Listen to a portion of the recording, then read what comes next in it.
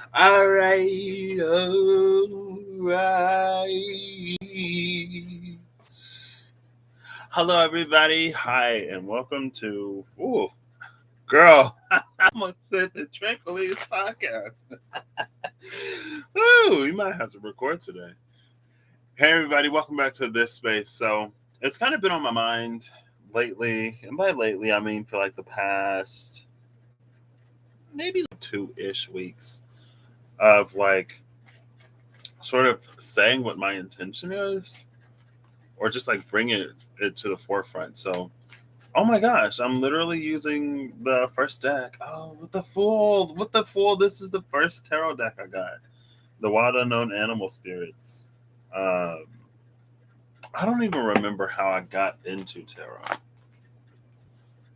Like I was on Tumblr at the time, and I was reading about how more and more African American women specifically were getting into like ATR, like African traditional religions, and I think it was like Yoruba specifically. And then I also saw how like some people were getting like more into spirituality and more into tarot, and like it's always been something that I've been interested in, but I never gave myself permission to dive into because of my religious upbringing. Um, and I actually had a friend who, well, it's part of her family like lineage, like they still practice. Um, and then like I've always been, I guess, fascinated by a different spiritual system, and it like it's not necessarily mutually exclusive to or with Christianity. Uh, like there's overlap there in their faith and in their belief. Um, but it was just like sort of permission, I guess. So I finally got my decks. I went on Amazon and like the Wild Unknown Animal Spirits and Oracle cards, Wild Unknown Animal Spirits and Tarot were like the first ones that popped up, and I got them, and I loved them. Hey Shayna, how you doing? Ooh, that's a whole brick. That's a whole brick. Eight of Swords, Nine of Cups, Hierophant, Son of Cups. That's why I went on my journey. I'm kidding. So, well, this is it.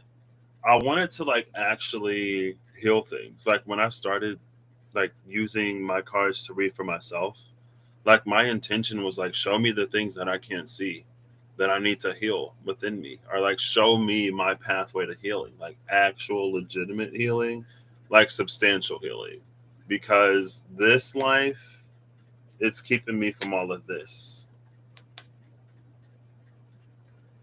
And like my dreams were things that I was afraid of too. And like I knew like it was at that point where it was like if I'm not dealing with the things that I need to deal with, I'm going to continuously be blocked in certain areas that I don't want to be blocked in. And so when I first got into tarot, my intention was healing, deep healing. And like I cried. I was like, oh, I'm intimidated by the tarot. I watched a little, like, there was an hour and a half video that went through the majors, and then like an hour video that went through the minors in a like a numerological way. And at that point, I didn't know much about numerology either. I didn't know much about anything, honestly, because that was like literally at the very beginning. Um, then being angry. Well, I was never like really angry because for me, it was always like, I was like, if it hurt, it hurt. But like the truth is the truth. And this is what I want to heal. Um, and so like I just died. I went through the book. I saw a 10 card spread. It was the most complicated looking one. I was like, I'm gonna just dive right in. And like they have meanings in the books and stuff. So I was actually able to do it. Um, and yeah, I cried because one of the things that came out, it's like I feel like for a while I was like a fixer comforter type. Like there were people in my life who like if there were things that they couldn't talk to any of their other friends about, or if there were things that like they needed to get off of their chest, then like they would come to me. And then like after some time, like when they would get to feeling better, like they would go back to wherever they were. And I was like, well, that's not fair. Like blah blah blah blah blah.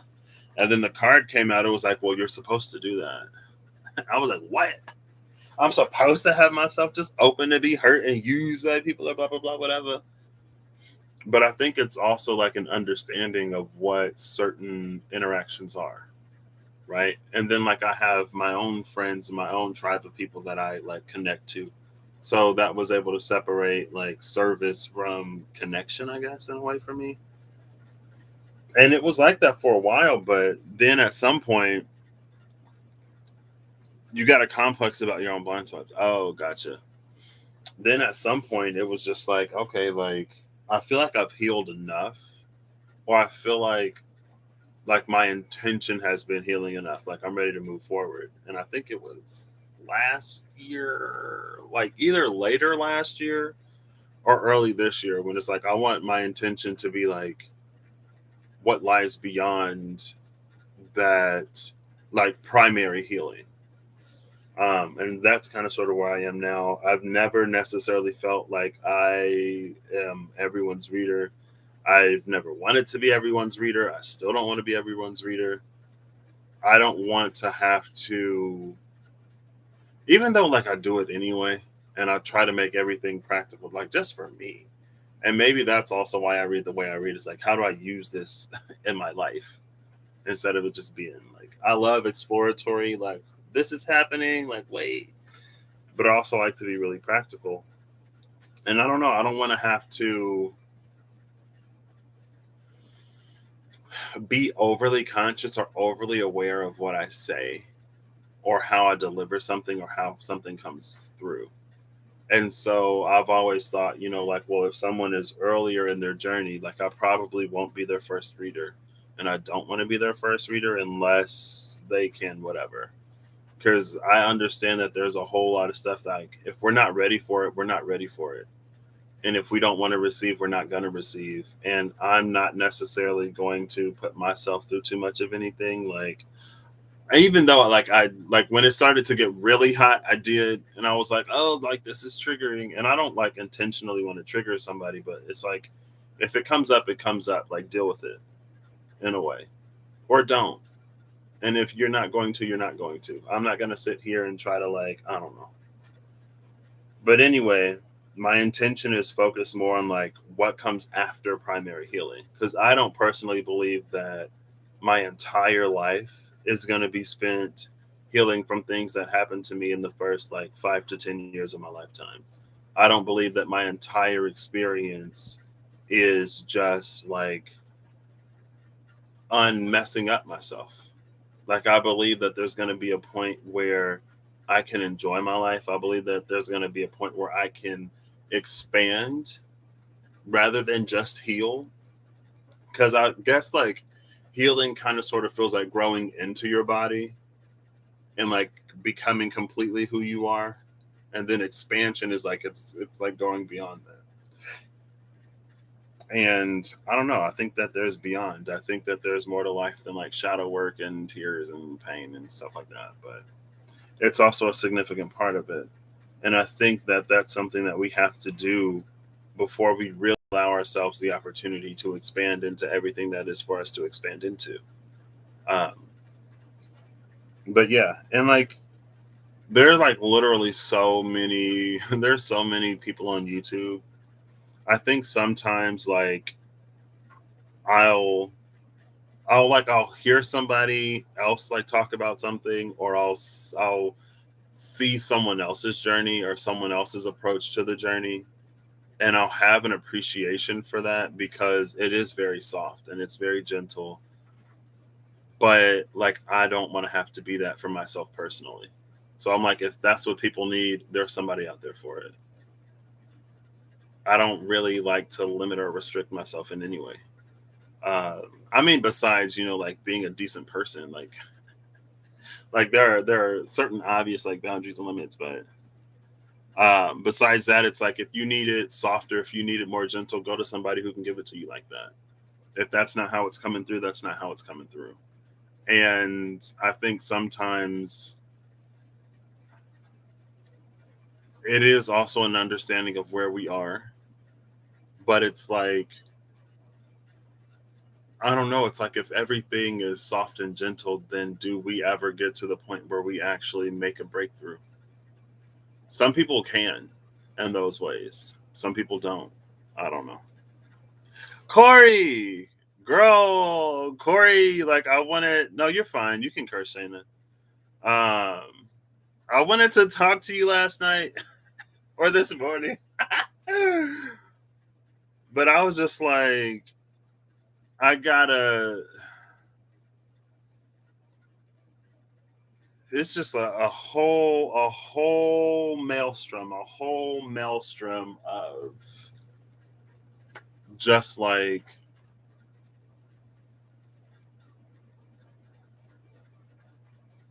I don't know. Okay. Let's see what you say, Shayna. You're pretty far along and you must seem to be dislodging more stubborn things in me. Yeah. Yeah. And that's like, because I think that like the way that I view spirituality and religion on planet Earth is that, like, if anything that we've been taught or if anything that already exists were truly effective, then we wouldn't be like facing the things that we're facing. Like, we wouldn't still be dealing with things that we're dealing with. We wouldn't be having astrological phenomena, conjunctions, oppositions, sextiles, whatever, that literally carry the exact same energy as hundreds of years ago. And last year was the first year when I was like, wow, like it feels like humanity, for all of its technological advances and stuff, has not made much of any progress.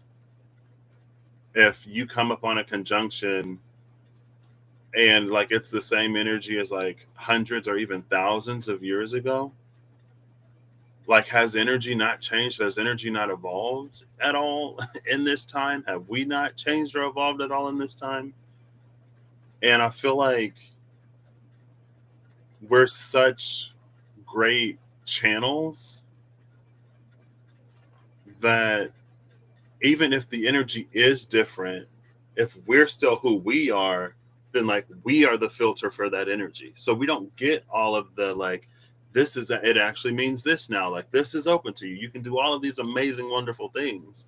But like we're such great channels that it's like it doesn't pass through the filter. And so we continue to get the same, even though the conditions, the environment has completely changed. And I was just like, that's when for me, like that's when I started to get a little like extra hot and a little spicy and fiery because it's like, and then to hear some of the people that I was hearing, it's like, so you're asking me to basically continue to perpetuate and propagate what we've been experiencing for hundreds, if not thousands of years. But we're supposed to be coming into an age of Aquarius where everything is new. But we literally do like nothing different. I don't know. For me, it was just like, it was unacceptable. It was unacceptable for me. Hey, Malika.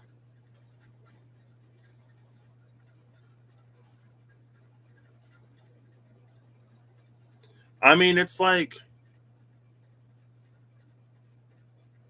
maybe just like the pace was too slow. Cause like another thing, it's just like diversity and inclusion in general. Like for me, like my approach to diversity and inclusion would have been like, we're different and that's okay. We're all people. But it seems like the typical approach to diversity and inclusion is like, we have more similarities than we have differences. You're just like me. I'm just like you. And so what it does is like it drags out the process. Now we have to go through like every single individual minority. We have to go through every single difference rather than just like learning to accept it in a lump sum. It's like we can do it all at once. We don't have to, like, we breadcrumb ourselves in that way. And then we get upset when someone else breadcrumbs us. But it's like we're treated how we treat ourselves in some ways. We're treated how we allow ourselves to be treated in our approach. I don't know. It's just, it feels like it really strains a lot of things. And then we get frustrated because we're human or impatient or we want something different. But for all of our want, for all of our desire, it's like there's not much action, there's not much change, there's not much of anything within the individual that substantiates any of that which we wish to receive. And then it's like, we'll be upset forever. We're going to experience the same things forever because it's like we treat it as if it's the same. I don't know.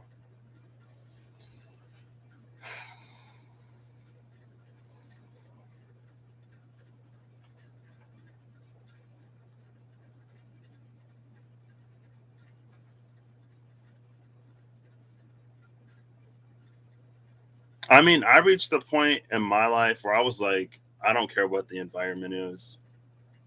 I was literally like, you're going to reflect me. If we're going to play this reflection game, mirroring game, whatever, like you're going to mirror me and I'm going to move forward. And I don't know, it's weird to see it all starting to like actually play out in my reality where like people are more cognizant of things and where like we actually work towards bettering and evolving rather than sort of being stuck in like this is how I am or whatever. So I don't know. That's when I was just like, mm-mm. But anyway, that's not even what this video was supposed to be about. But that's where I come from, and that's why I'm just like, I don't know. I remain open to a lot of things. Um, I do my best to evolve and change and grow, and to stop repeating certain patterns in my own life that get me the same like frustrated, missed opportunity, whatever narratives and stories. But I'm just like,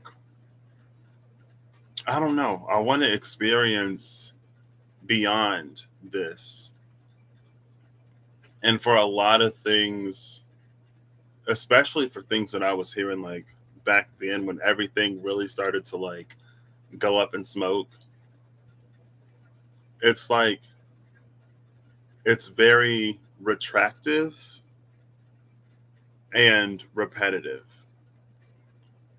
It's like when the wheel starts moving, pull out, pull back, and reinforce where you are. I think we can get creative with the ways that we do that reinforcing. I think we can use language that may be a little different. And when we hear a different language, we think that we're doing something different. But if you take like, if you zoom out a little bit and you look at the energy, it's like more or less it's the same. You're just communicating it in a different way or you're engaging with it in a different way. You're using a different language to effectively communicate the same thing. And that's for me where it was like this is like what? Mm-mm. But anyway, anyway, I've been really enjoying the in between tarot, and I just wanted to use a different deck and practice getting some in between energies. Oh, look, there's death at the bottom with the Daughter of Swords. So I don't know, because I think it is a little bit of like we desire change and transformation, but we're not really comfortable with it, and so it's like we baby step, and then like take steps back or like just walk in circles. I'm like, I don't know. See, and that's another.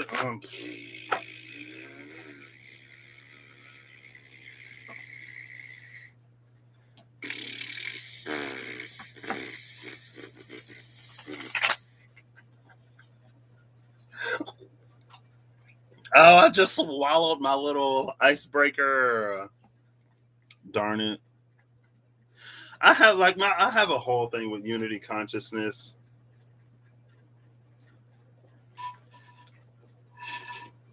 And I guess my thing with unity consciousness personally, it's just that like I want to make the most out of my experience. And unity consciousness, it feels very void to me. Like the void is one of the only places where everything exists as one. And I don't want to live a void life or have a void experience. I want to have a rich life and a rich experience with different adventures and different things. Like if I'm going to be on earth, I might as well enjoy it. It's like, I'm going to die and then, I don't know, go back to spirit and then come back or whatever when that happens. And I've lived enough of my life not wanting to be here. And I've also, I don't know, I want to have a rich experience. And I feel like for me, when I hear unity consciousness, the way I was hearing it before, it felt very like bland. It felt very dry. It's like, is there any feeling? Is there any emotion? Is there any excitement? Is there any joy? And to experience any of that, there may have to be some like not great moments, but I don't want to have to sacrifice bliss and happiness and joy and partnership for a not great moment. Like I lived enough of my life afraid of happiness. I lived enough of my life fearing that as soon as I'm happy, it's going to be taken away to the point where I never allowed myself to be happy. And it's like, I'm over it. I'm over it. I don't know. But, we all have different paths and we all have different journeys. And I think for some people, like I also haven't gone through something that is so extremely traumatic that there's a part of me, there's a part of my life, there's a part of my history or past that I just like don't want to get into. So, like, if someone has had an experience, and yeah, like whenever I hear, because like it's like when I hear like unity consciousness, it's always like bringing these different polarities into one thing, and it's like, well, if everything is one thing, where is there room for anything? It's like it's the separation of things that allows us to have different experiences and that allows us to feel different feelings and different emotions. And I guess if I think of creation where there was one that became all, it's like, well, what was the point of the one becoming all for us to invalidate in a way the opportunity that it's like that we're given? Now it's our journey to like, and that's where like it gets complicated because it's our journey to like go back to the one, but I feel like we can get closer to the one and still be in the experience. I think we can get closer to the one and still fulfill what its desire was when it literally created everything. And maybe there was another desire, maybe it also desired to rediscover itself, to forget, and then to have an experience of remembering. Because, like, when you know, you know. And I can see that. Like, if I could forget certain things to re experience, like, if you take your favorite show, right? And if you can forget it and watch it over from the beginning just to experience falling in love with it again, like, yeah, we would do that. Like, people do that. I would do that. But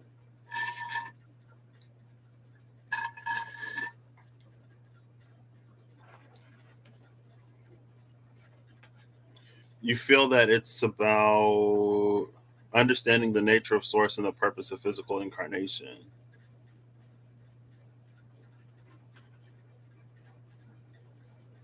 Right. I don't think we need to see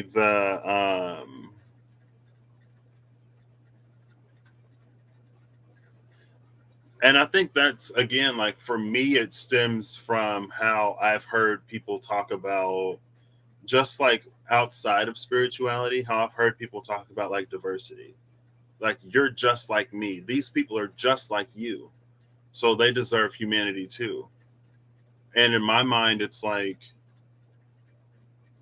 if one of the underlying causes to so much of the disparity between experiences, especially based off of superficial birth level things that none of us can decide or choose or change, then it's like using yourself as the standard of what people deserve.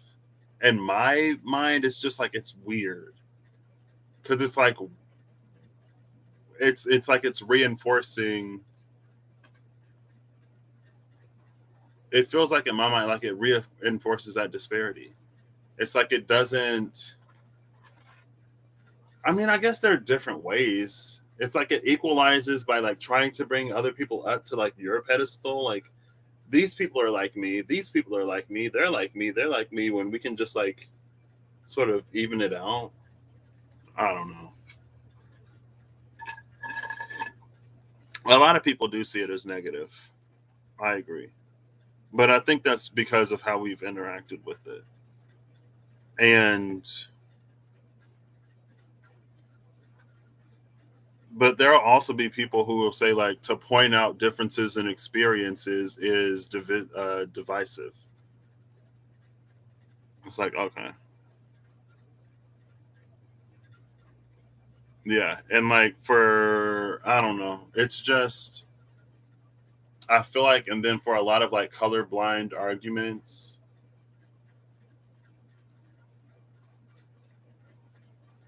it just like it strips away entire like histories and cultures and perspectives. And again, it's like it makes the world gray. It's like we're all the same. It's like I don't know. Personally, I don't want to live in a world where there's like 7 billion me's or like 7 billion different versions of me. It's like if I wanted to experience being entirely the same as everything else, I feel like I would have incarnated as a bacteria and I would just like live in a colony of bacteria where like everything is basically that one. Where one become two becomes four, becomes 16, becomes 32.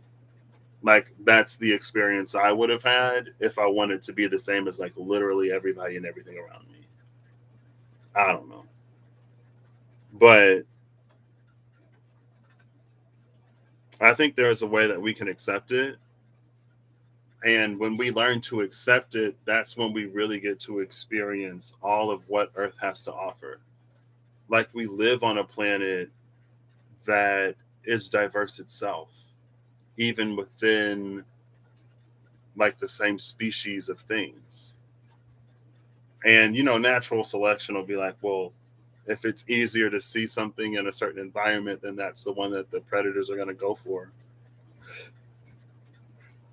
And I think we can have a lot of predatoriness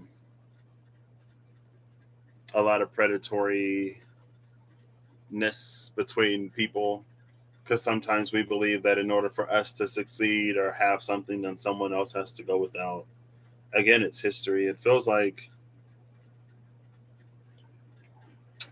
there was an energy at some point at some time that did its job very well to the point where like a lot of that stuff isn't even here anymore, but we still continue to play it out because it's been so ingrained in us and because we instill it in those who come after us.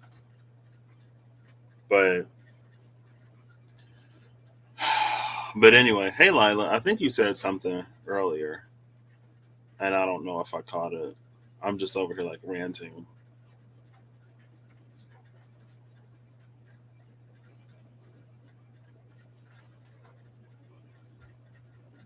Yeah. It's just like from client, like everything. I don't know if there is any, well, I don't know if there's a lot of things on this planet itself that's just like all the same. From climates to landscapes to birds, plants, animals. And the strength of Earth is its diversity.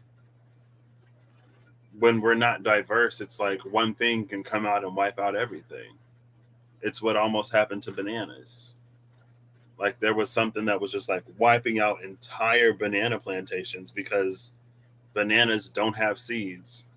Like the bananas that we eat, like you can find like plantains and maybe some other kind of something that's like banana like, but for the bananas that a lot of people eat, they don't have seeds. So you can't just take a banana seed and go grow a banana plant.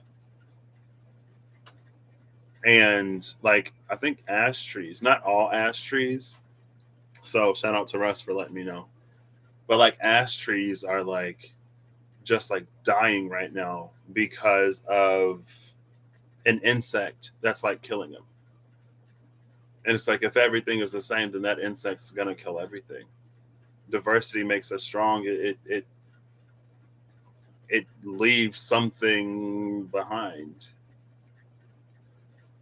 I don't know. That's just like my that's like my everything.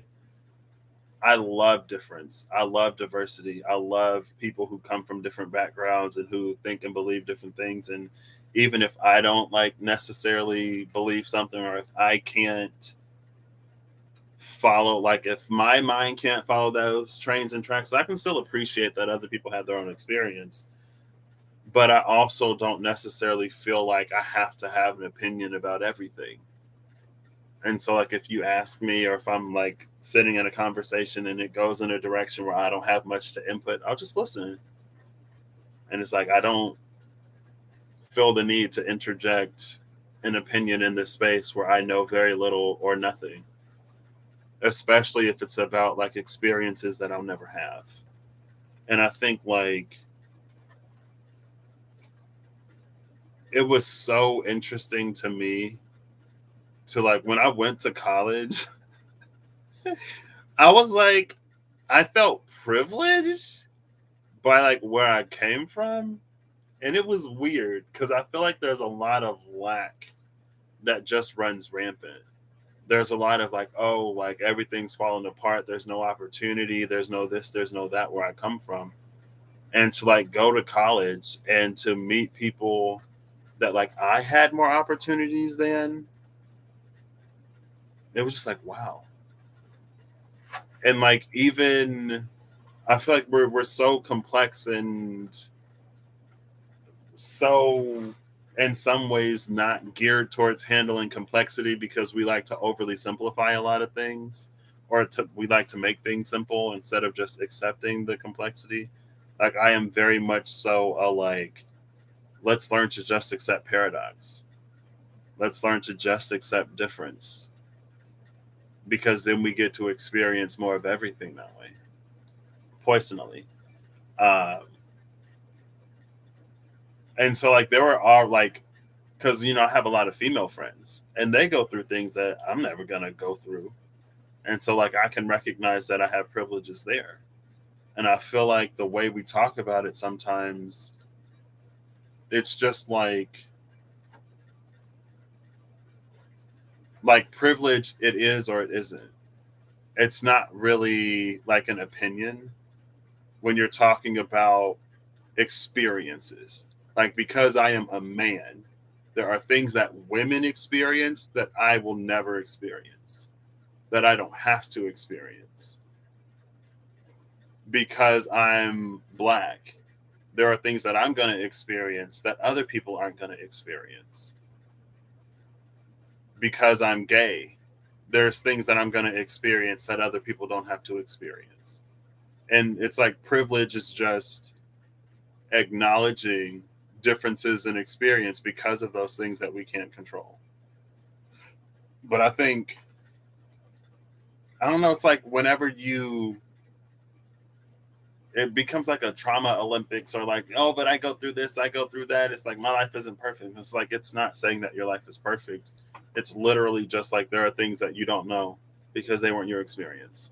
And because that wasn't your experience, there may be traumas associated with those things that you don't have to heal from, that you don't have to deal with, that you don't even have to think about.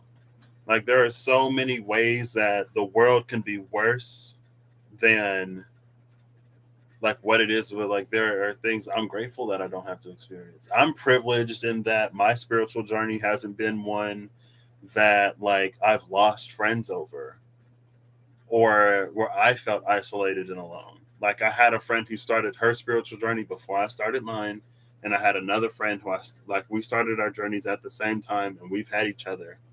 Like there are many ways in which I'm privileged, and many ways in which I'm not. But it's a whole thing.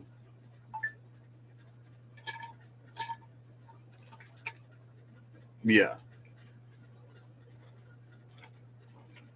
And so like in that Shayna, then like I can see that because I guess like unity in itself, that's why like I don't know. I think for me it's like it's semantics. Like I've heard so much of unity that it was like, oh, it might be time for me to go. Oh no, that's Max. Maxie.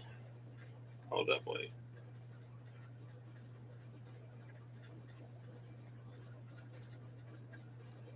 Um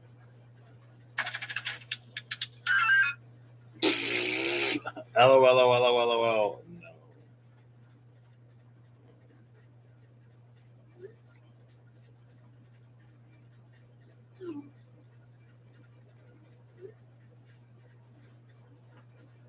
But yeah, like that's why I prefer like harmony, like harmonizing, bringing things into balance. And like I guess like harmony and unity are the same. It's just like for me it's semantics because of how I've heard it talked about. Relativity comes down to it, I feel. We all have that common denominator. Yeah. The power of why. Kizzy cat, hey. I feel like I'm like simmering down now. Simmering down. And I don't know, for me it was just like, and it feels like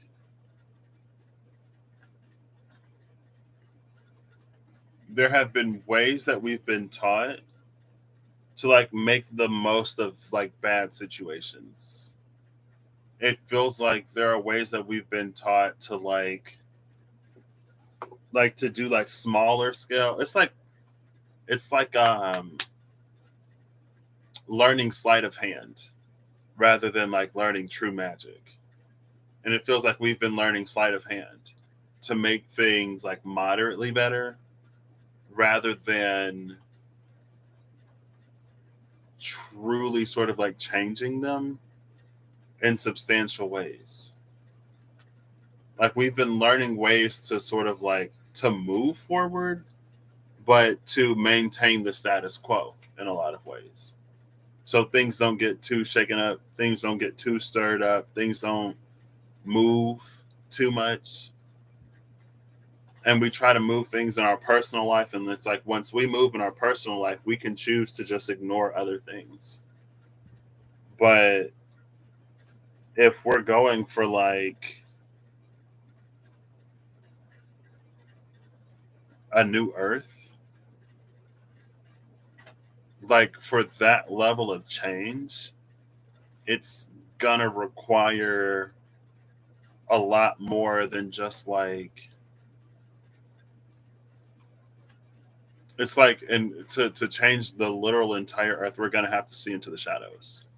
We're gonna have to see the darkness that's here and we're gonna have to clean it up.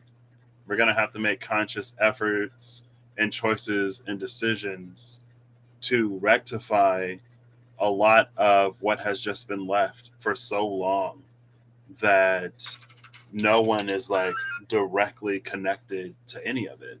No one is directly responsible for any of it.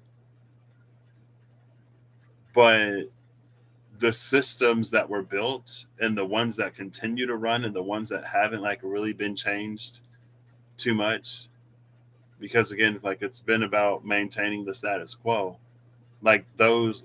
And like last year I feel like was a time where we really began to ask things from systems that were never designed to give it to us. Like it actually works against the interests of almost like what those were like built and founded and based upon.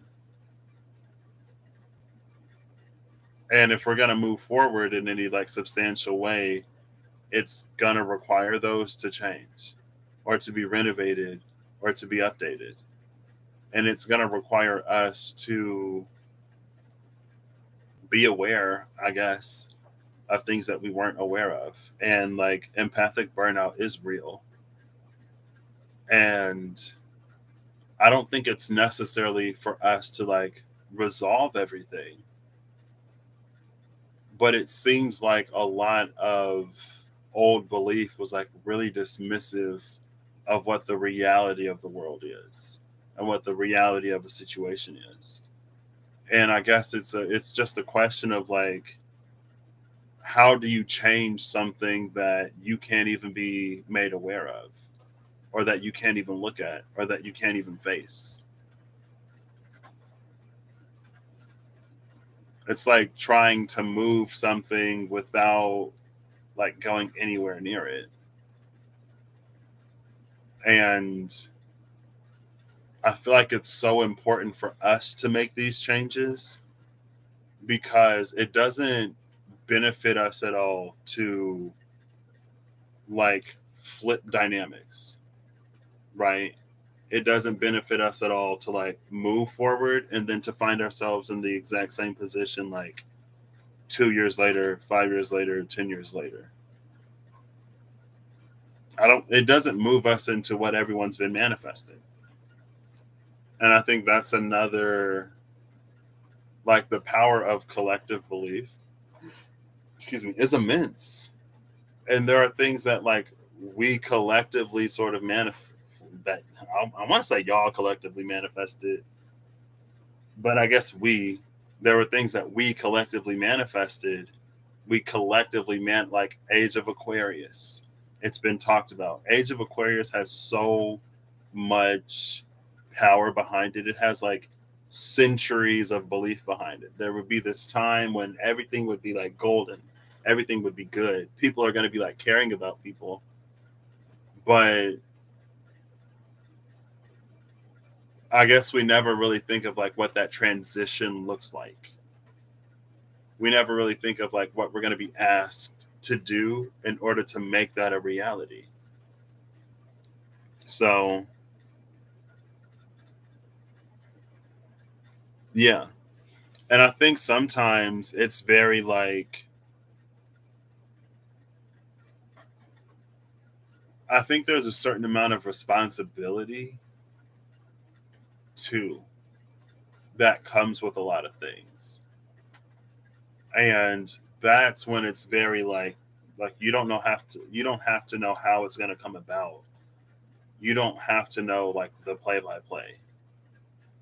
But you like caring enough to like say a prayer or to send a good vibe or whatever, like it goes into the collective pot. And then the it's like the energy will sort itself out as it's sort of like it's like Tetris. Like it'll no, assuming that like it's a good Tetris player and you're not the Tetris player, the game plays itself. So like you manifest the square block, or not the square block because the square is a square. You manifest the zigzag block, and so the zigzag block falls in, and then it moves and it like twists and arranges itself to fit in where you need it to fit in. And then we just have to sort of like show up and deal with it and engage with it in the ways that we need to. We're not completely responsible for a lot of stuff, but I feel like we can kind of sort of feel that way because of how we've engaged and interacted with people in our own lives. Like if you've been a healer, or if you've been a mentor, if you've been a guide, if you've been anyone who's been there for anyone. Um, and yes, so it's like sometimes you see it. If it's like a petition, maybe you sign it, maybe you share it.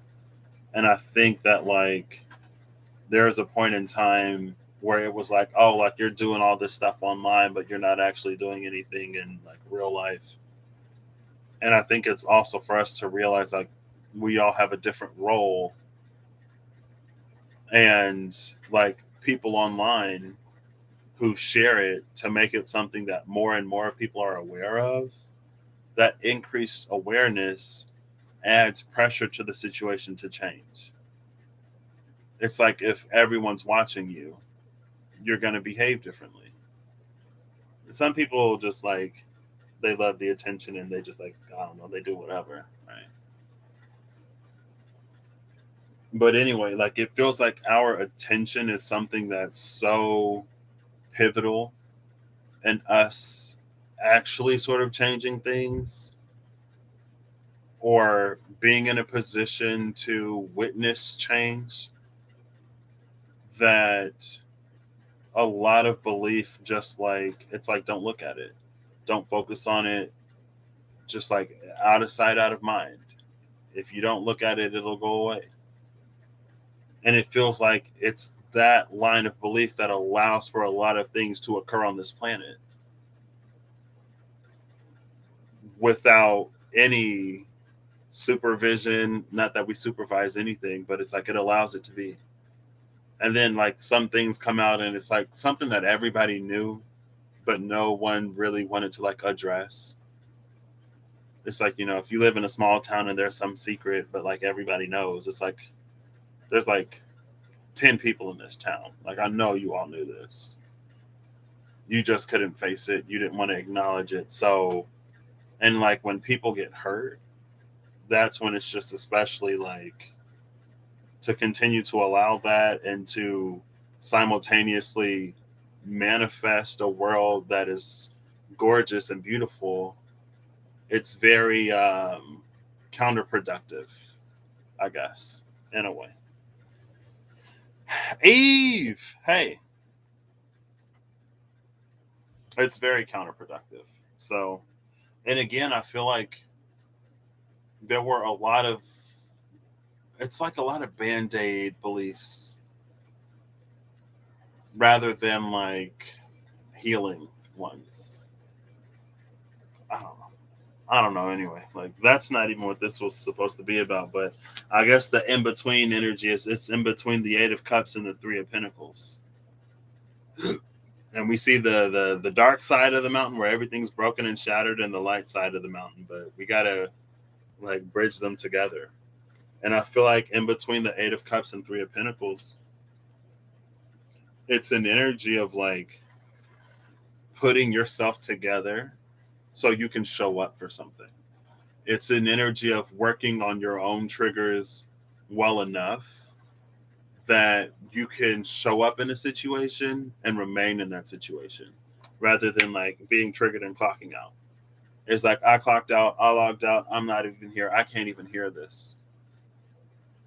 And if you're the person at that meeting who makes the decision and you walk away, a decision is never made.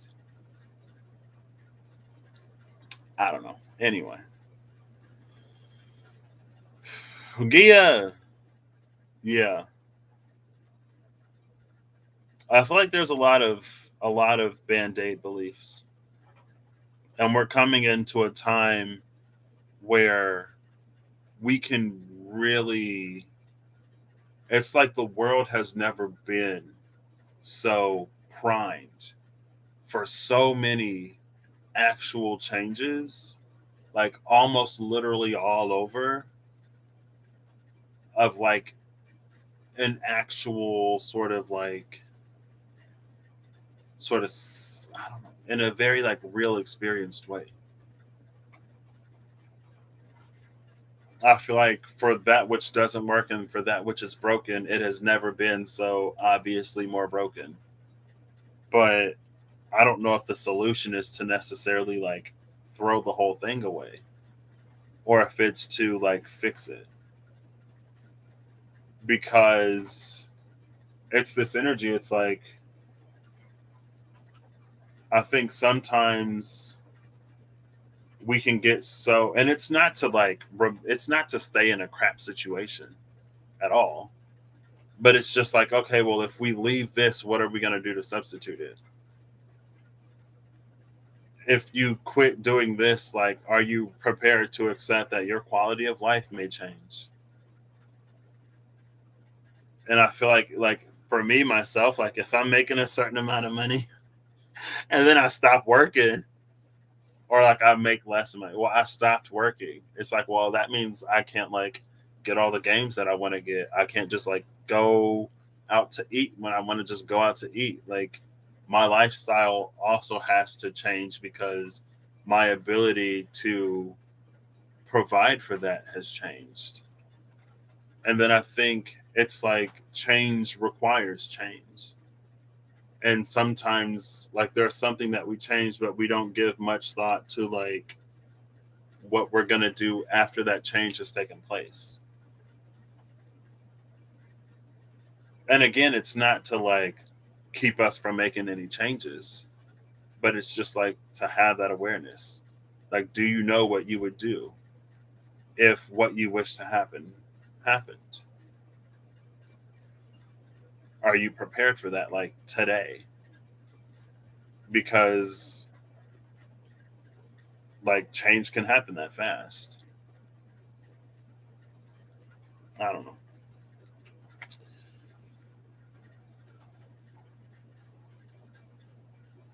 Band-aids over bullet wounds. Oof. Yeah. And I think that's something that like in my own personal life, well, I guess I've had to be aware of that. Well, not really necessarily. Because, yeah, there were a lot of changes that I wanted in my life. There were changes that I worked for, but I was not in a position to face all of the, like, because I had fears. I had fears that kept me from welcoming change.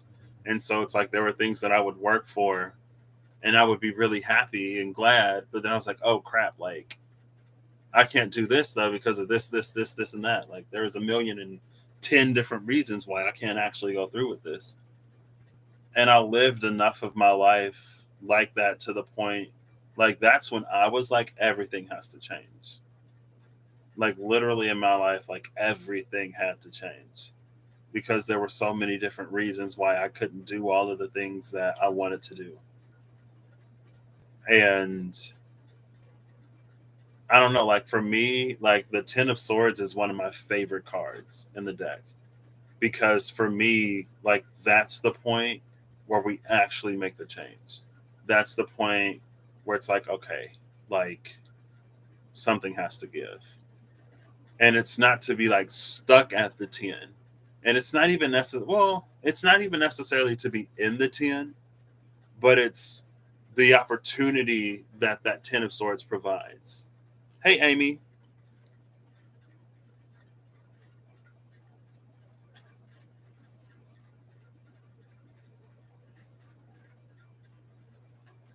Yeah, I mean, I was like, I was chasing towers. I wouldn't say that the tower is one of my favorite cards, though. I was chasing tower like the storm chasers or tornado chasers or whatever. Like I was chasing towers.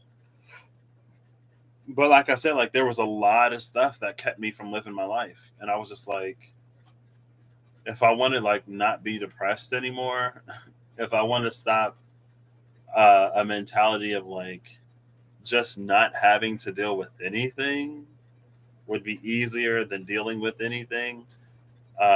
It required it. So,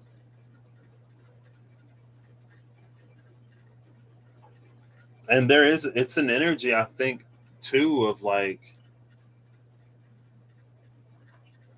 we have such limited, and it's also in between these two things. We have such limited knowledge and such limited awareness and such limited understanding, and we have a limited ability to predict things and to come up with what's the word, contingency plans, that it's almost like these are things that inform us of what we never like potentially would have been aware of.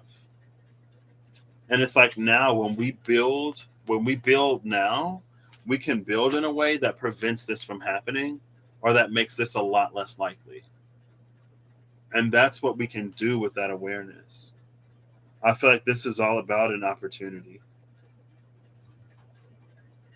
It's opportunities to make things better, an opportunity to turn a mistake into a miracle. But a lot of it is conscious decision. And to make conscious decisions, sometimes we got to be free of certain triggers and traumas.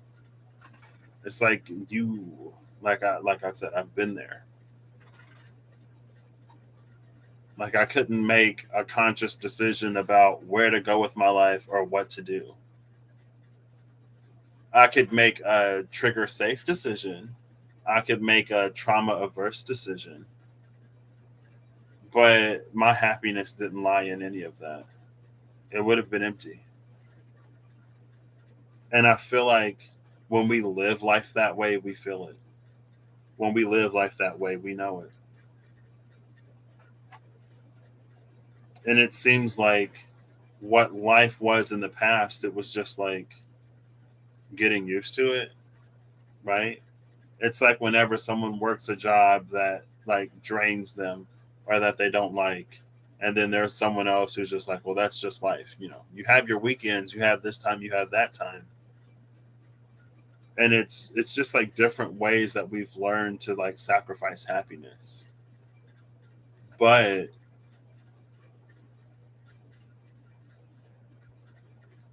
it's like there are different ways that we've learned to sacrifice happiness. But I think at the same time, it seems like sometimes there are, I mean, that's what the trigger and the trauma does. Because it feels like sometimes we can be where we are and be happy. And so it's like we go on this journey to like do this, do that, heal through this, heal through that. And then maybe sometimes in some ways we end up circling back to where we started.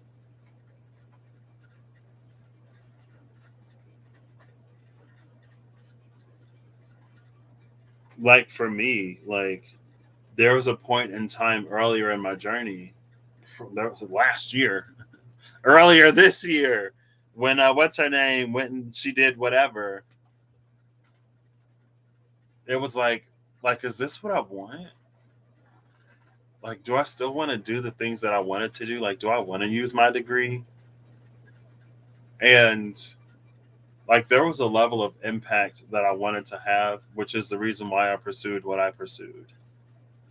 But for me, a lot of what I didn't like was like the pharmaceutical industry.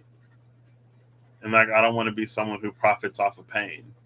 I don't want to be someone who like says that I'm helping or healing when in reality it's like temporary relief to keep people coming back for more. It's like I want too much in my own life. I want too much in my own experience to be having people like tethered and attached to me in that way. Maybe that's how somebody else will make their living and no judgment on them and whatever lessons that whole whatever is whatever. But I don't like I want to have my life to, be happy. And I want everyone else to have their lives to be happy and to be fulfilled. Um, but it's like I ended up circling back to it, and I'm like, oh, okay, well, map and flashlight, right?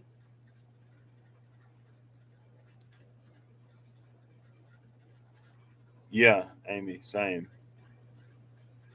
That when we chase after things that aren't meant for us, we bring in opposition.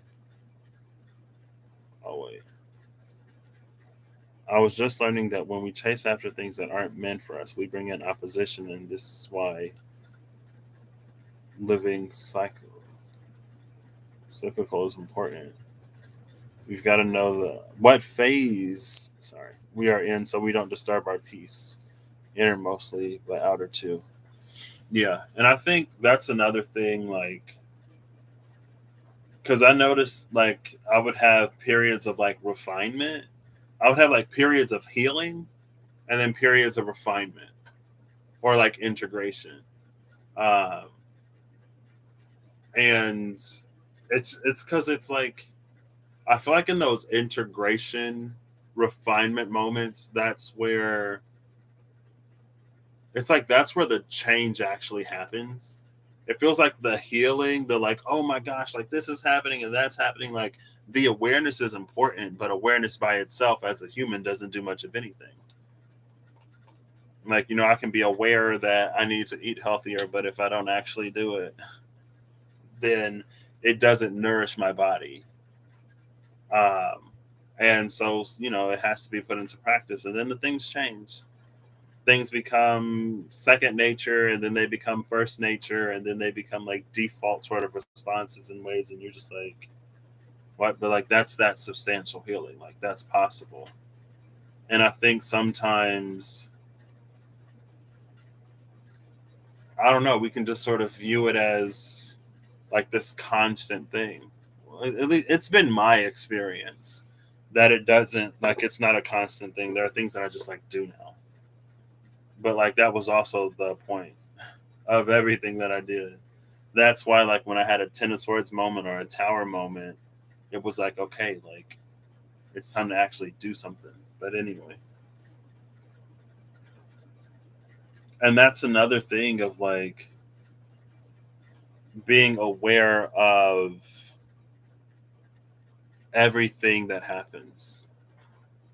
And I think as people, it can be difficult to sort of like, I don't know, because I'm not necessarily the same, but I've experienced, I've witnessed that it's like whenever you tell somebody that they hurt you, then it becomes this whole like they get defensive and they get guarded. And it's like, well, you did this and you did that. And it's like, this isn't a competition. Like, I'm just letting you know that you did something that hurt me. Like, whenever someone lets me know, especially if it's somebody in my personal life, especially if it's someone that like I'm connected to, whenever they're like, hey, like you said this and it hurt me, like I own that. I'm like, I'm sorry. Like, that's not my intention. And I appreciate that because then it becomes an opportunity to, like, I get to, it's like, you get to keep a friendship or a relationship and not be building up resentment because there's something that you're doing to someone that they don't appreciate. And every time they bring it up, you dismiss it. Or like they just don't bring it up. And so they silently build up resentment to the point where it falls apart. Like, communicating boundaries is a gift. It helps us have healthier relationships. Like, there's this dude I met, and like he's like, this is a boundary, this is a boundary, this is a boundary. And I'm like, thank you for letting me know. Because like you're someone that I would very much so like in my life. And I can respect that. Like, that's another thing I don't understand about people. It's that like how people will publicly shame you or how people will publicly put you on the spot, but then demand that you go to them in private. It's like, oh, well, you shouldn't have corrected me in front of everybody. You should have like pulled me aside. And it's like, but it was okay for you to like shame me in front of everybody. Now, everyone who was in that interaction is going to think that it's okay. But if I handle this here and now, everyone knows this is not okay. And it's like, oh, well, you never said something. It's like, it's just, I don't know. It's a weird people thing to me. But then, like, we all want like people to treat us better. I don't know. Yeah, definitely, Malika. It's just, there are a lot of weird people things to me. Like, because there was this one girl. She was like really close friends with. We worked together. She was really close friends with this other guy, and I made a joke one day that like she was going to see him or whatever, and she was like, can you not do that? Like I've had so many guy friends in my life where those friendships fall apart because like, nah, really.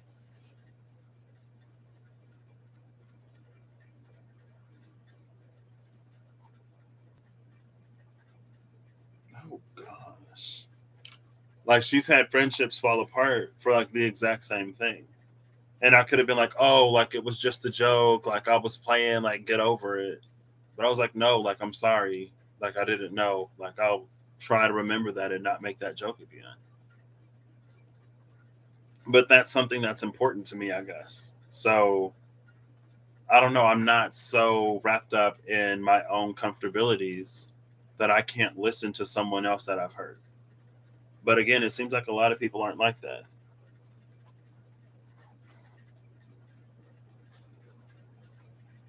It's like, yeah, a lot of people do get offended by boundaries. And it's just like, I don't, because I'm the type of person, honestly, I think I got better at communicating boundaries, but I'm the type of person that's like, if you're not going to respect my boundaries, then you're not in my life. Like, I'm not missing out on anything. I don't care how close we were. I don't care how good of a friend you are. I don't care how gifted, how smart, how whatever you are. If you can't respect me and my boundaries, then I'm not missing out on anything. I'm not losing out on anything in my life, on anybody who's not going to respect me. And I'm not so hard pressed for a friend. I'm not so lonely. I'm not so whatever that I'm just going to allow somebody to treat me any kind of way. Like, if I was looking for toxicity, like, I could do that myself. I can violate my own boundaries. Like, I don't need you to do it. I don't want you to do it. I'm not interested in frenemies. It's like, ew, like, bye. I like, bye. Like, no, I don't have time. When you started creating boundaries, people thought you were being so mean and over the top. No, you learned a lot and finally learned to love yourself and worth. People get used to us being doormats. They do. They do. And then it's like, and that's like, you see a lot of, oh,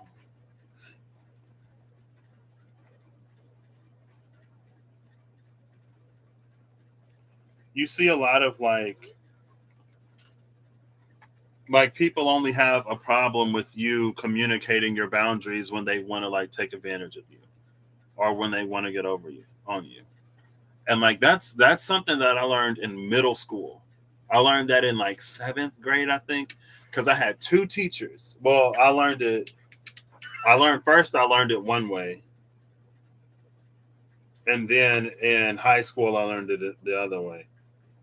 But because I had this one teacher in middle school, she was new, and she was so mean.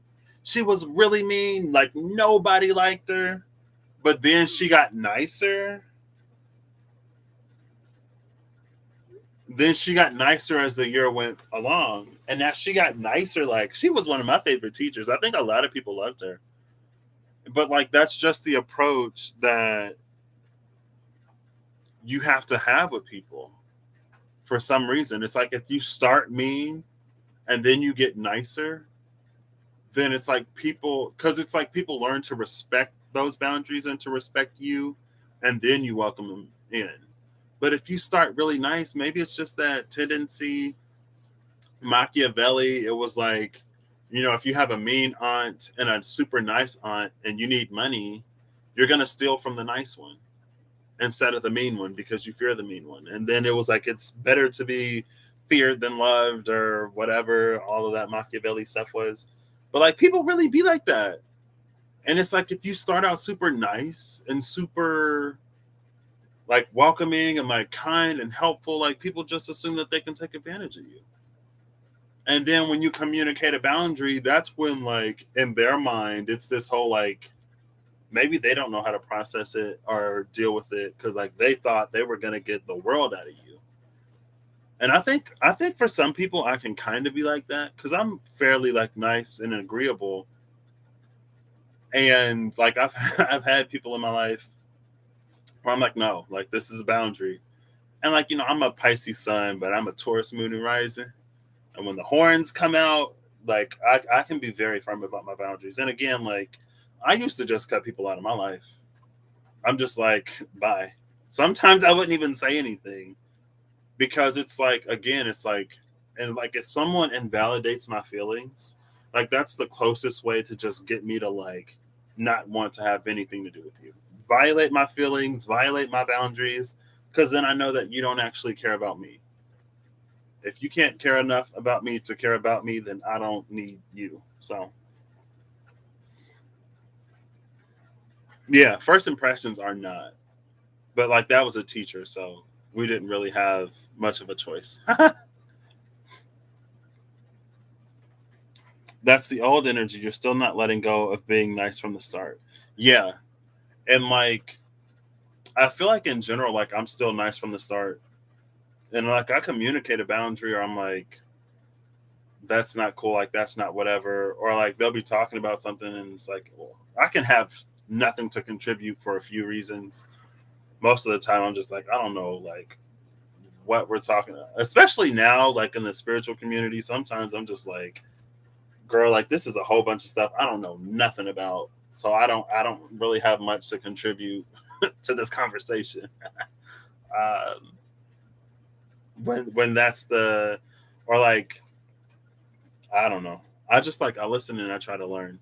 And I don't think, Gia, that we have to be like me. I was just saying like it was like seeing the difference in dynamic of like someone who starts out mean and then like gets nicer. And then in high school, I took Chinese for like my the first semester in my senior year of high school, and the teacher was from Taiwan, and like the kids in my class were so rude, so disrespectful, and like kind of sort of low key, blatantly racist. Like I don't know what would compel anybody to ask a teacher in class if they eat cat or dog or monkey, and it's just like it blew my mind, and she would just like play it off. But then like she had to get like they would cuss in her class. And there was another teacher that like he was close to her, and I was like, "Does she like understand cuss words? Like, does she know what they are?" And he was like, "Yeah, she does." And then I'm like, "Well, why is she allowing this to just happen? Hello?"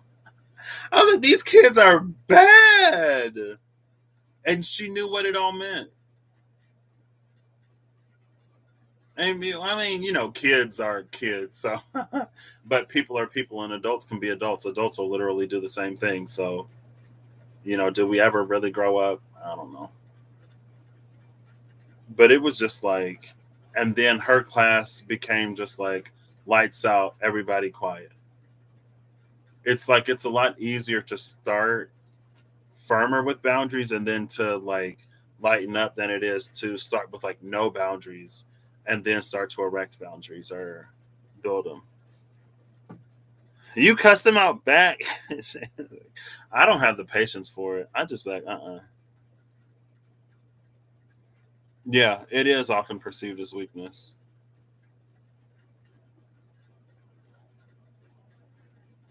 Yeah,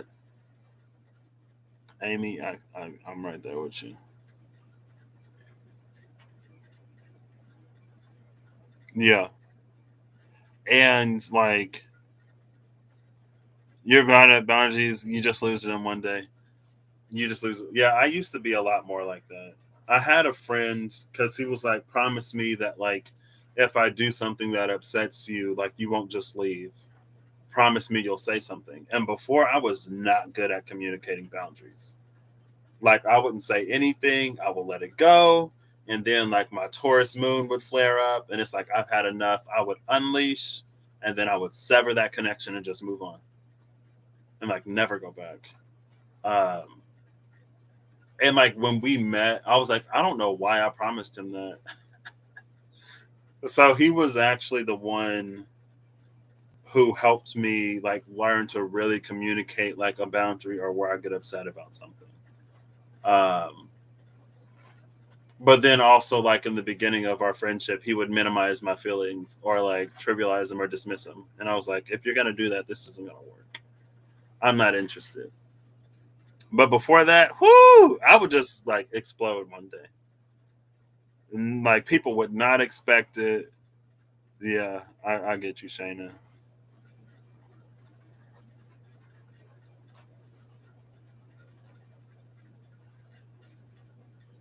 It's taking you 48 years, but you have peace. Yeah.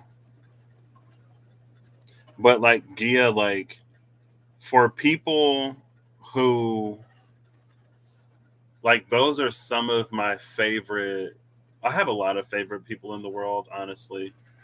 Uh, but some of my favorite people are the ones who can experience certain things and remain kind, who refuse to have their kind heart or their good nature be conditioned or deconditioned or reconditioned away because of how other people are. So like for sure, like you don't have to be whatever. And I think we're also coming to a point, it seems, where we talk a lot more about mental health, where we talk a lot more about boundaries, when we talk a lot more about self care and like self love. And I think at some point, I don't want to say like it's almost like it was trendy. I think last year, honestly, because of everything that was happening, that's what really brought like self love, self care to the forefront. Like, take care of yourself. We're in unprecedented times and we're all doing our best. Like, there's no pressure to do this or be this, or just because other people are doesn't mean that you, whatever. And I think that's another thing that, like, I guess I had to be a little cognizant of last year. Because in my mind, it's like, for people who do the work, then it's like your work should serve you in some ways at some points and in some times. And if it doesn't, then maybe that's telling in some way. But for the people who can remain kind, I love that. I love that. You tend to gravitate towards three strikes and you're out kind of thing. Do you communicate strikes, Eve, or do you just like silently keep them? Because I would silently keep strikes until I just like couldn't take it anymore. And then I would be like, even if I told you what's happening, like you wouldn't even comprehend it. Like there was this one person in my life who was just like so self-centered and selfish. I was like, even if I told her, like she wouldn't get it. And then I had another friend who didn't get it either. She's like, I don't get it. I don't understand. I'm like, girl, you don't communicate it? Oh well. You communicate at strike two now. Oh, okay. And that's one thing like I had to learn. I had a few people in my life who were like, they're like, well, if people don't know that they're upsetting you, and if you don't tell them, then that's not fair to them. And I was like, when they would be like, well, people aren't mind readers, so I was like, fine, whatever, whatever. But that's when I start communicating stuff, and I was like, I'm like, if you don't get it, you don't get it. I'm sorry, but I don't need this in my life. Communication has definitely been a lesson because, yeah, just the cutoff. Because my grandma's a Taurus, and I think my Taurus moon is the same degree as her sun. Um, and I talked about this recently, but I was in the car with her the other day, and I found out like she worked security at one point. I was like, what? And just like the stories I've heard of my grandma, I'm like, oh, so you're where I get it from. And she was like, I'm where all of y'all get it from, but the difference is I know how to handle it. And that's true because she was like, I communicate. I tell people, like, you don't want none of this. I just cut people off or I just blow up one day. And then that's when like the whole Rolodex comes out. It's like you did this on this day, that. You said this, I said that. You ain't listen. Blah blah blah blah blah blah blah blah blah. And it's not even something that I consciously like keep track of. In the moment, it just comes up, and it's like you want to know why I'm blah blah blah whatever. Here you go. I can tell you everything. And especially if it's like If it's something that I communicated and it doesn't change, there's no effort, then I'm not going to put effort in. And like, so with this friend in particular, he was like, "Oh, but like, remember when you did?" Like, he was like, "If you want to bring up the past, like, remember when you did this? Remember when you did that?" I was like, "Yeah, I do remember." And you told me about it. And guess what? I stopped doing it. I'm not still doing it. It's not like I'm bringing up the past in a way that you're not still like doing this stuff today. The reason why I'm bringing up the past is because like I told you about this several times, and it's something that like if we ain't friend compatible, we just ain't friend compatible. It's an unfortunate like life is just is that way. We ain't gonna be friends with everybody. We can try, but it ain't gonna work with everybody. And I'm not about to make myself suffer. Oh no, oh no. Pretty hard to get. Eve is just like, no, I don't communicate the boundaries, and like I rarely give strikes, and I go back sometimes. Like I just like I get over it. I'm kidding, Eve. Eve is I love you, Eve.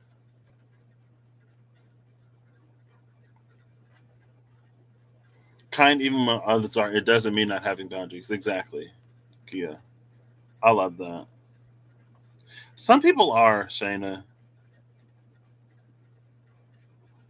Yeah, straw that breaks the bull's back. Exactly. Ooh, Sagittarius moon will legit forget you exist. Do you have any Aquarius in your chart? let me let me stop. You apparently have a certain stare that people are scared of. Sometimes words aren't needed. Can't explain. Yeah, I don't. Maybe it's in your rising sign because that's like appearances, right?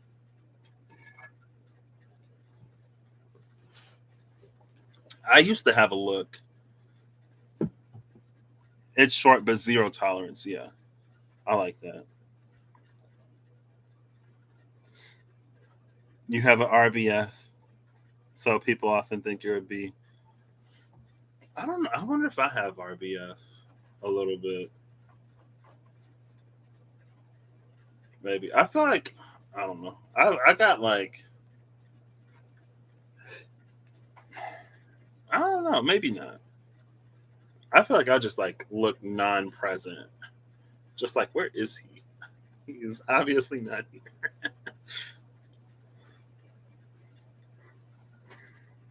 Excuse me. Ooh, we've been all over. I ain't even. It's all about this. I guess I don't know. Or we can make it about that.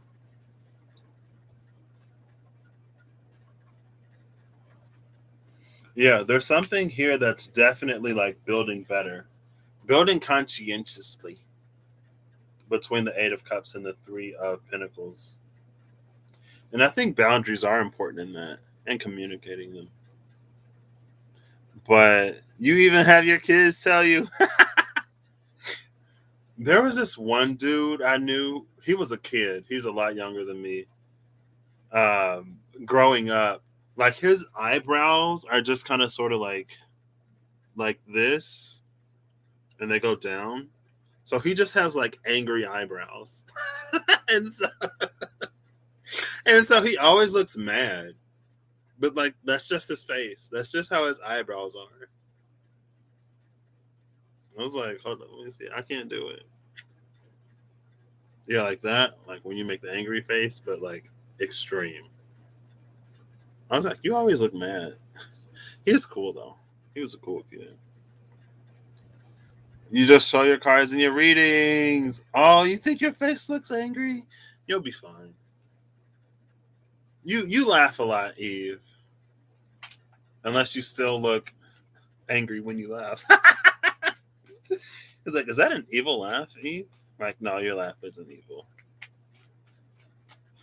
Um, but yeah, I have like maybe it's my Taurus rising. My friend is like he's from the South. He's from Mississippi. Um, but I would be like, I'm not mad. I'm not upset. He's like, ooh, tell your face. He's like, tell your face. It depends on what it is. Sometimes my face just like it says it all. But I feel like sometimes my face isn't read right. Because sometimes I'll be like thinking about something and people will be like, "You look confused." I'm like, "No, I'm like, I'm paying attention. Like, this is my paying attention face." You show your face, but you think the goofy thing you say offset. Yeah. Yeah, Eve, you do. Hey, Ariel. Girl. How you doing? Ooh, the daughter of cups. Who at the bottom of the deck? Ooh, the 10 of wands.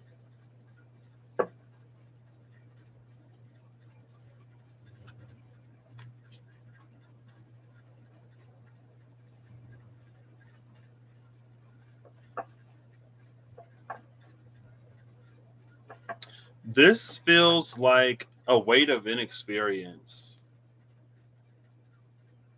Like it feels like all this 10 of wands energy is up in this cup. And so it's like overthinking because it's like above her head. But it's almost like an overthinking that drains us of our color. Like look at all this. Like we like whatever this is, like we can do it. There's an energy here that's like discovering what our potential is through like it's almost like a trial by fire, but it's like it's through action.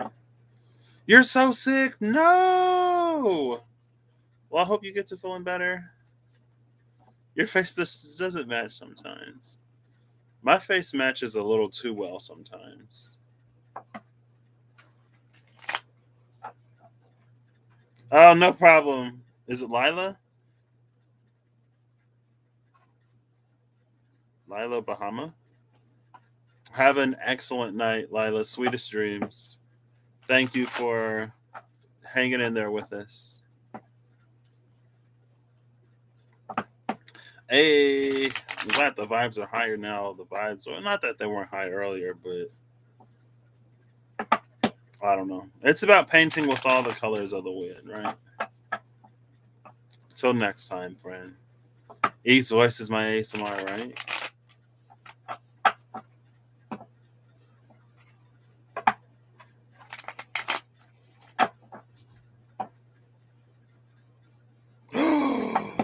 Oh, yeah, that makes sense. I mean, I feel like you also went from like one environment to another environment that may have been pretty extreme. And you could just be like, it could literally be anything. But do you have stuff to take? I know, like, it was last year, someone was like, something about there's something like lemongrass or something else, and if you boil it over a kettle, like it'll clear up your sinus somehow. Oh, on the airplane. Well, I mean, it could be anything on an airplane. So again, like hopefully it's not, but like give your body whatever it needs right now. Like if you need a rest, if you can, because I know you got little ones.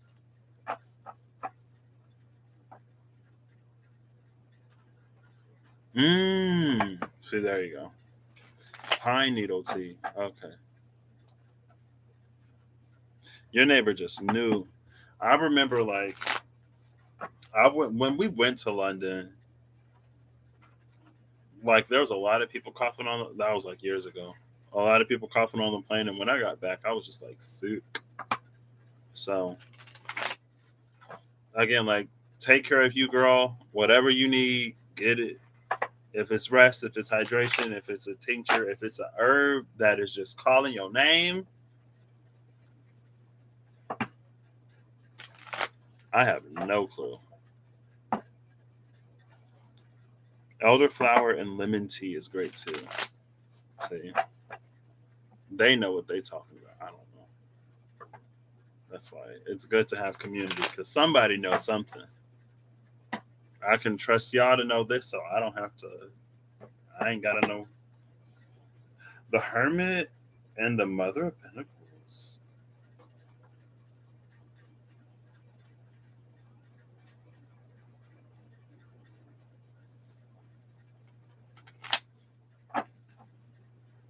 Sound frequency. You're doing all the things. Hiked. Hiked. You hiked, girl. Maybe the activity is good for you. You hiking? Could nobody go get some lemons for you?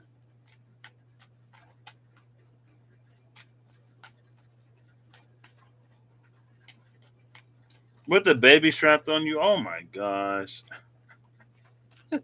Oh my gosh, Ariel. Oh, okay. Oh yeah, it's like what?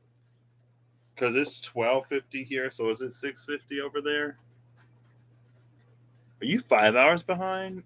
I think you're 5 hours behind where I am. So like 7:50 a.m.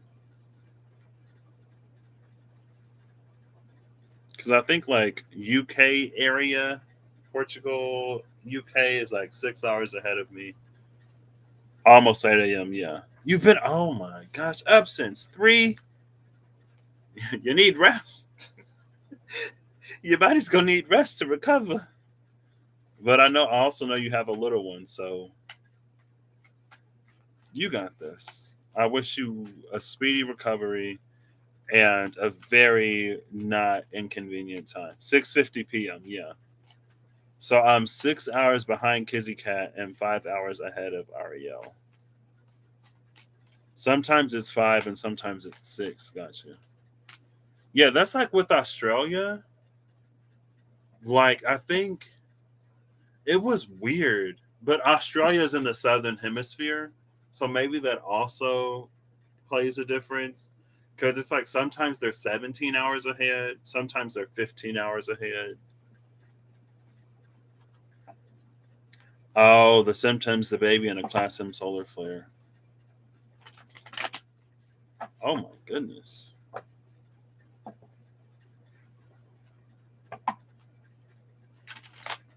151 there.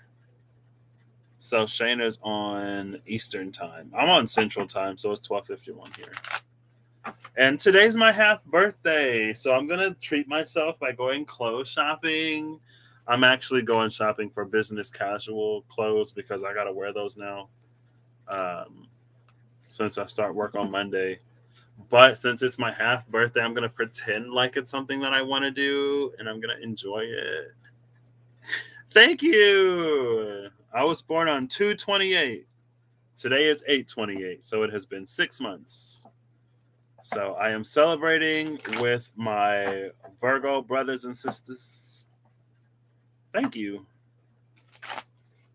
Thank you. Thank you. I think last year was the first year I celebrated my half birthday. There's like a birthday cake drought in my family. The birthdays in this house, it's 2/5, 2/23, 2/28, 3/20, and 4/28. So that's like from April to the next February. We don't get no birthday cake. No birthday cake. Your birthday is next week. Oh snap! Happy early birthday, Eve. Did you tell me when yours is? I feel like you did. I think I forgot. I'm so sorry. I think you're a September Virgo. Maybe you didn't tell me where your birthday is. Yeah, I wish I had half birthdays when I was a kid. That would have gave me birthday cake on the other side of the year. It's 1 week from today. Oh snap! Oh, it's a Saturday. I was like, Sunday? You would just buy one and have an early cake, yeah. It wasn't until I got older that I was like, I can just buy a birthday cake because I want a birthday cake. It was a few years ago. I know, like one year, my parents went. I went to college an hour away.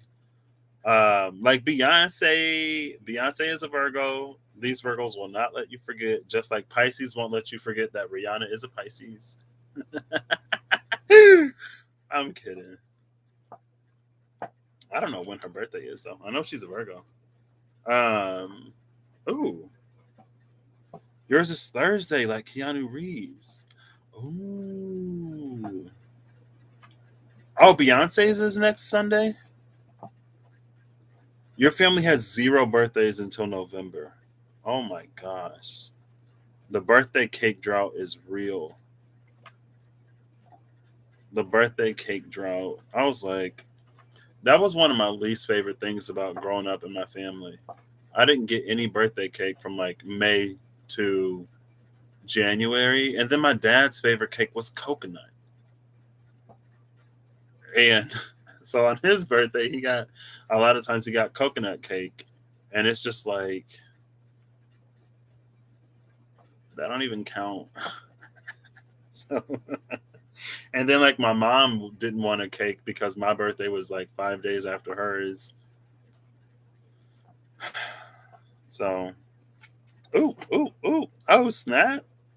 Snoop. I just saw a picture of Snoop Dogg with his dad on Twitter maybe earlier. Ooh, who is this? Yes? No, are you? Oh, okay. Well, you ain't tell me. Oh, all Pentacles. Seven of Pentacles, Knight of Pentacles, Two of Pentacles. I gotta go. It's time to go shopping. Cakes for days. Who had cakes for days? Your sons have B days around yours. Your dad was August, and your middle son. Then you and your sister are the same day. Then your oldest son at the end of the month, and then the youngest in October. That's a lot of cake. And what, August, September, October? The week before Christmas. So you always got the raw end of the deal. Everything rolled up in one. Yeah, for people who are like, you were on stage with Snoop Dogg once, Ariel, why am I like not surprised? I feel like Ariel could be like, I've been to the moon. And I'd be like, oh my gosh, Ariel, amazing girl. You've done it all. I'm like, you've done it all. I don't really enjoy shopping, but maybe it'll be fun today. Thank you. Oh, you're gonna go buy crystals. I'll make it fun today. I'm celebrating a lot of things today. So yeah, I will have a blast. And I'm going with my mom. She doesn't like shopping too much, so it's not gonna be. But like her tastes are different than mine, which is why I'm going with her. So business casual, I'm like, I think I want business casual to be more casual than it is. But anyway, happy birthday to all the Virgos. Happy half birthday to all the Pisces, to Snoop Dogg and Beyonce and girl. Wait, was it just Snoop and Beyonce? Shayna, who did you say? Did you? Shayna didn't say Snoop Dogg. Holly was Snoop Dogg, right? Yeah. Girl, who was it? Where's my brain? Keanu Reeves. Okay. Keanu Reeves. Oh, she just said it again. Yeah, so happy birthday, all of y'all. I hope you all have a good whatever whenever you see this. I hope you're acting in alignment to make all that you wish to experience your reality. And I will be revisiting my own beliefs, I guess. I'll be softening up and not being so semantic. So thank you all for, especially Malika and Shayna for, and I think Lila was there for that too. Anybody who was there a part of that earlier when I was probably a little hot, Corey. Um, anyway, yes, yes. I will see you all later. Have a good, I hope you have a good whatever whenever you see this. I hope you're acting in alignment with all that you wish to experience your reality. I hope that you find whatever, do whatever, get whatever you need in any way you need it to get the best out of life. If that's what you want. I hope you so for whatever you want out of life, I hope you find everything you need to get it.